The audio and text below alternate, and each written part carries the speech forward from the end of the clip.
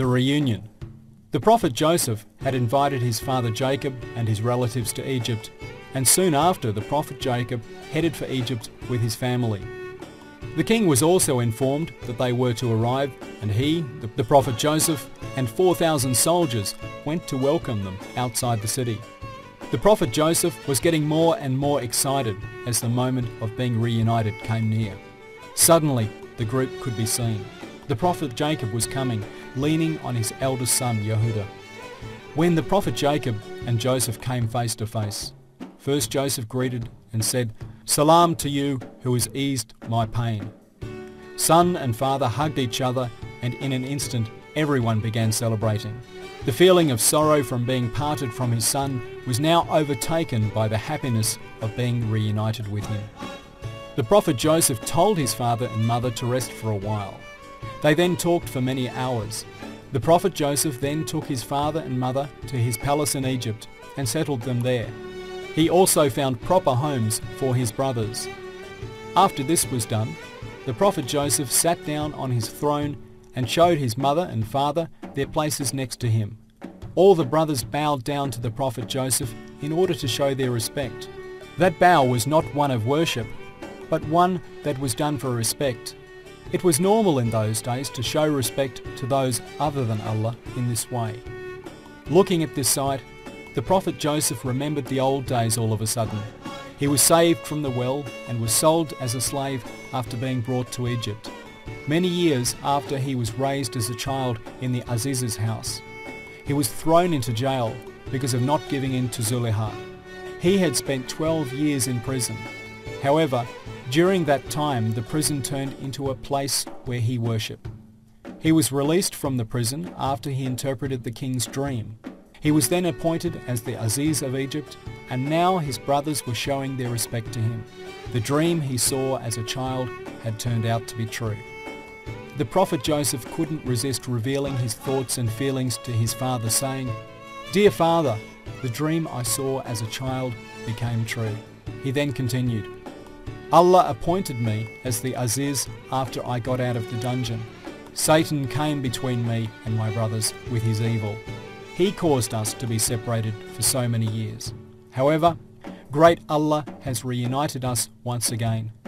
Hate has turned to love.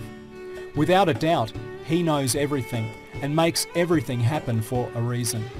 There is something virtuous in everything. All of these things are due to Allah's mercy and greatness." Nothing, grave, sadness or happiness, made the prophet Joseph do anything extreme. He didn't leave the prison immediately, even after he heard the good news. He had asked to be proven innocent first. He behaved calmly and carefully, even when he met those he hadn't seen for so many years. When he talked about the good things Allah did for him, he always told people about the dungeon first.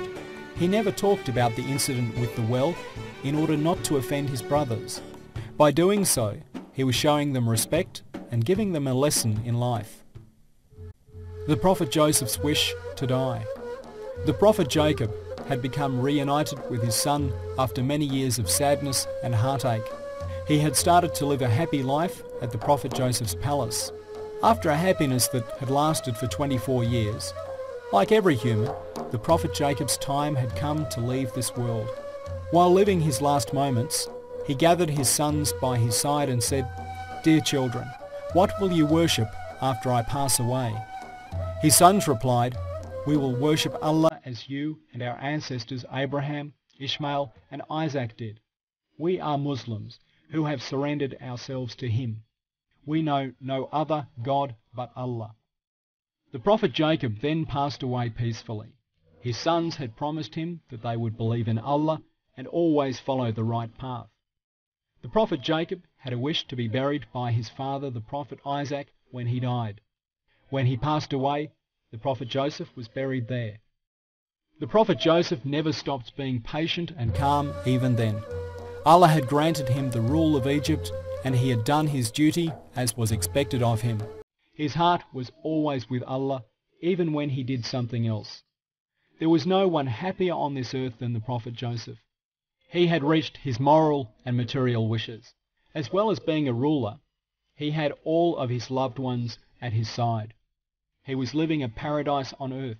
But despite all of this, one day he opened his hands, feeling sad, and said, "Dear Allah, you have given me strength and wealth. You have taught me the science and virtue that has increased my greatness.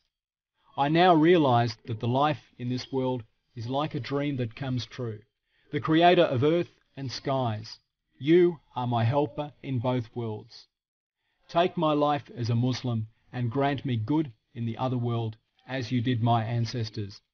That is true happiness for me." Allah then accepted his prayer, and the Prophet Joseph then passed away.